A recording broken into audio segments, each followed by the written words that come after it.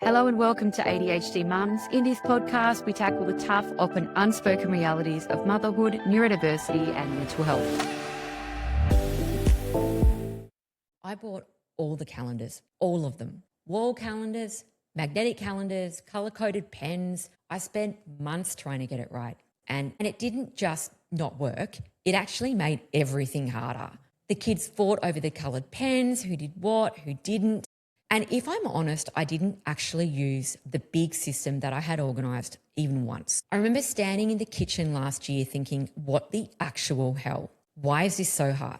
Why does everyone recommend this? When I was trying to use the calendar, to be honest, by the time I got to school drop-off every morning, I looked pretty feral. I looked like I'd slept in the car. That was how bad it was. And I remember begging my kids to just get out of the car because I couldn't bring myself to get out of the car to hug them goodbye because I looked full on like a homeless person. If mornings make you feel like you are already failing before the day has even started, this is a great episode for you. I have a listener question and it could have been written by so many of us. I lose it yelling every morning. I always yell, put your shoes on, put your shoes on, put your shoes on, just do it over and over again, no matter how I try not to. We're always late, like 20 minutes late. I wake up feeling exhausted every single day and I dread it. I dread it like nothing else in my life. Something always goes wrong, like majorly. No matter how hard I try, it just seems to get worse. People tell me to get organised as if it's my fault and I try to get organised and I never ever do. I don't know what's wrong with me. Am I the problem or is this really as hard as what I think it is? And does everyone else feel such a sense of hopelessness every single morning because I am just not coping? This is an episode for all the mums who've quietly decided that mornings mean there must be something wrong with them. Because we all know how this goes, right? You wake up, you feel tense, your body's on edge, and no one has even talked to you yet. You're counting minutes, the house fills with noise, and the interruptions start. Oh my God, the interruptions are what do me in. You're saying the same thing over and over, reminding a child, which is very difficult to do, who instantly forgets and doesn't do any of the things, and you have to re-remind them, even though it was like walking through glass to actually remind them the first time. Shoes, bag, car. Over and over. It feels like no one's listening, probably because in my house, no one is. Then we're late again, and people minimize it. It's just mornings, everyone's tired, you just need a better routine, everyone's a bit late. So then, of course, we start wondering, is it me? Are you disorganized? Are you trying hard enough? Other mums have ADHD kids, yet other mums must have some basic skill that you've missed. And the questions just keep looping. Am I the problem? Is this actually as hard as it feels? Now, I've done a lot of work in this area. It's still tough, but I have made some improvements. One thing that changed massively for me was that I've realized that this is not a motivational problem. This is not follow through. This is not discipline. I wish it was, and that sheer hard work would actually pay off. It doesn't. Actually, there is something really interesting, and it is called externalized control breakdown. And what that means is that most parenting systems assume that the control lives inside of you, that you'll remember the steps, that you'll return to the chart and the environment will stay roughly the same. However, once realizing that, I realized why none of that works for me, because my mornings don't work like that and I doubt yours do either. ADHD mum mornings are not linear. Our brain doesn't have an auto loop back to the static instructions that live there concrete. When I walk away from the wall chart does not exist. It's not just forgetting, it's like it's literally not there. So remember, we don't have a brain that auto loops back to the chart or back to the instructions. Mornings aren't just one task after another for us ADHD mums. It's actually a moving system that's quite flexible. There are kids, interruptions, time pressure. There are different needs every day. So your brain will switch into like a live regulation mode, which means you are real-time problem solving a different problem moment to moment. That is adapting on the fly. If it feels different to you every morning as it does for me, it is because it probably is different problems. It is different every morning. Neurotypical mums usually have a very similar morning unless there's something out of the box that happens. Yet for an ADHD mum, myself particularly, something out of the box always happens every morning, if not two. What's actually happening is that your morning is changing every morning, and the systems that you have don't change. They are concrete. So here is the line that I wish that someone had said to me. These systems are not built for you in the way that your mornings actually work. They're sold to us ADHD mums as if it's going to be the answer, but honestly, those systems made my life harder. If systems work for you, that's awesome. Please send me an email, do a listener question and let me know which system works and why. I'd love to check it out. But for a lot of us, these systems don't seem to really work, even though they're sold for us as ADHD systems that work for ADHD brains. But this isn't about effort for us to adapt to a system. It is about where control truly sits in these systems. So when people say, oh, have you seen this chart? Or you start looking at something on Facebook and you start clicking into an ADHD friendly system and it says, stick to the routine, be more organized. That advice probably assumes that control automatically returns to the system, that you, the ADHD mum, is going to come back around to the wall every single time. But for an ADHD mum, control does not go back to the wall automatically. It sits inside us. So what happens is, let's say one of your kids says, I forgot my hat. I don't know where my library book is. Whatever it is, you figure out that you don't have electricity, you don't have any petrol, you can't find your car keys, all of the things that happen to me most weeks. Then when this load spikes up, the rules on what to do next drop out even more than what they were before, and urgency takes over. And you know, ADHD brains, we love a bit of urgency. Then I start to switch on and my body becomes the system. I'm not then going back to the chart because I'm not auto looping there, am I? Because I do not default back to a system on a wall. I default into problem solving, chaos managing for a different morning every morning, which doesn't involve checking a list on the wall because everything happens in a different order. So when I look back at the calendars now, I kind of giggle because I just think, of course it didn't work. I don't do the things in the same order every morning. Some days I unload the dishwasher first. Some days I lie in bed wondering if I can will myself to stand up. Some mornings I'm solving lunchboxes, socks, missing hats. Sometimes I'm just begging my children to have a lunch order because I just can't do it. So I was trying to force my brain into a system that assumes sameness. So I used to think that this meant I was failing and I was trying to push myself like a round peg into a square hole. And I kept thinking if I force myself enough, I'll get there. That I wasn't a good mum.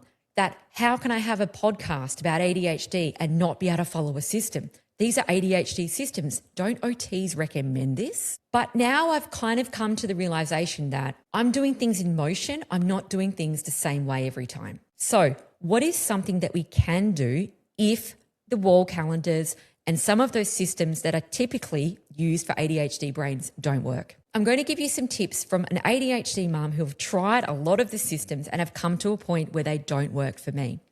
For those of you out there who are still flying by the seat of your pants, who don't have a system yet, I'll let you in on my system, which is more of a shift rather than a concrete system. What I started to do was to move control out of my brain, out of my memory, and into the environment before the morning even asked anything of me. And that's what a lot of the OTs will talk about.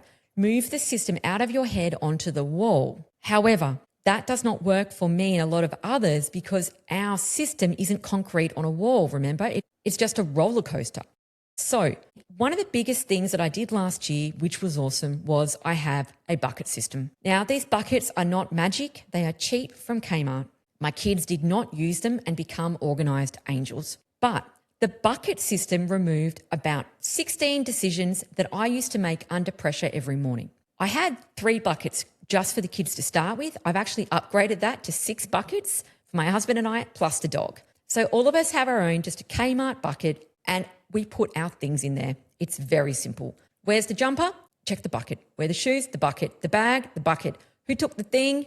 Check the bucket. And it's always the same. Now, the kids, my hubby, they still ask me, where is it? I just point at the bucket. They still haven't got to the point where they don't ask me, but it's an automatic response. Bucket, bucket, bucket, which is so less taxing than having, I don't know, have you checked, where is it? And actually having to think it through.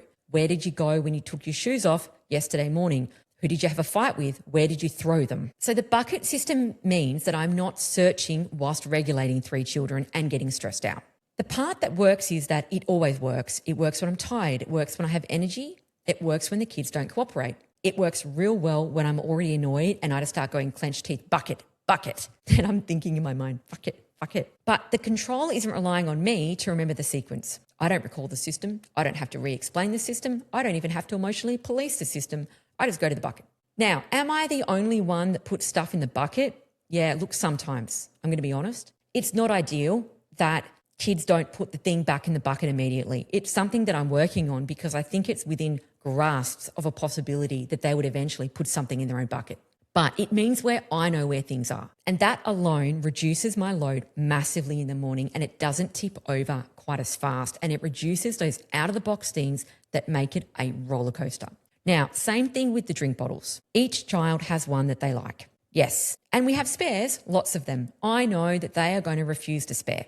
They are going to start melting down if it's the wrong one, and they are going to want to pursue the drink bottle search rather than have the other one in the cupboard. So instead of trying to teach flexibility at 8:12 a.m., which is ridiculous, and try to convince them that the other one is just as good, I have bought identical backups. Now, that is not a parenting philosophy. That is me refusing to let a missing object derail the entire morning. Again, as soon as we are at the soccer club and they say, here's a drink bottle that you can have, I say immediately, yes, you can have the drink bottle, but that is not your school drink bottle because I do not need any changes. It is one bottle. That's the one you've got, and there's the backup.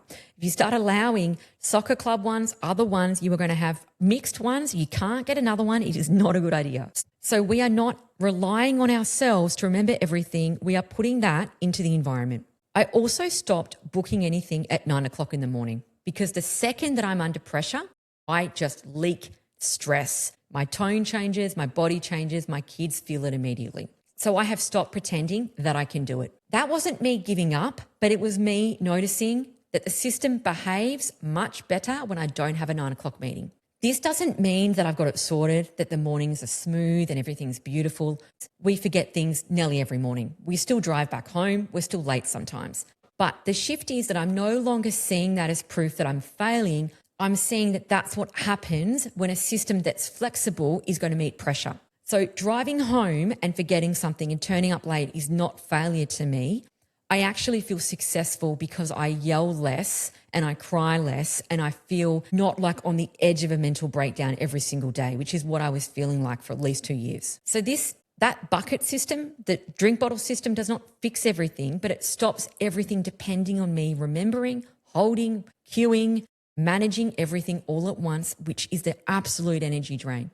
And that's the piece that people miss when they give you the chart and say it's ADHD friendly. They're offering a system that only works when you have spare capacity and you're auto looping back to the wall. So if you feel like the mornings are tricky, have a think about where the control is, which is the remembering part. Where is it and where can you get it out of your body that's not in your brain, that doesn't rely on you auto looping to a wall? Like, where is a default? And it's usually very, very, very simple. So to answer Nadia, is Nadia the problem? No, Nadia, you are not the problem. And it probably is as hard as what it feels because you're managing a big load. You're not following just the same steps every morning, because if you were, it would be easier, right?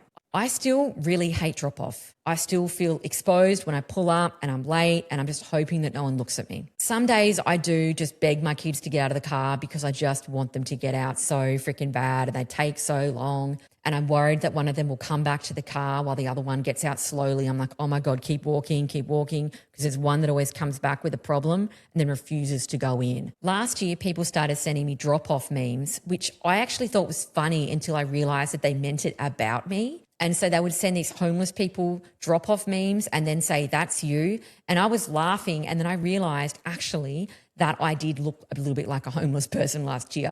If that's you, that's okay. We're just getting there, right? Struggling in the mornings isn't a flaw, but it's your nervous system protecting yourself against load. You're not failing in the mornings, but you're carrying them for everyone else in your house probably. So the next time you start yelling through your teeth, put your shoes on, and you start to feel that familiar spiral, remember that this isn't about effort. This is about control and where that lives. And look at where you can move that control out from your life. If you're someone like me that can't move it out to the wall because you don't auto loop there, where can you do that other times, not in the morning? Is it at night? Do you pick everything up off the floor and put it into the bucket system? Do you tell the kids to? What can you do before the morning to get it out of your brain?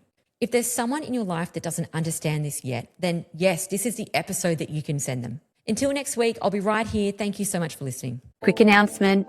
Did you know that we have an ADHD Mums shop filled with resources designed just for you? These resources are packed with answers to the most frequently asked questions I get sent in via email. Everything from understanding ADHD and autism to practical tips for daily life. There's also a free assessment tool. If you're wondering about ADHD or autism for yourself or your little one, don't forget to check out the free assessment tool under free resources section on my website, adhdmums.com.au.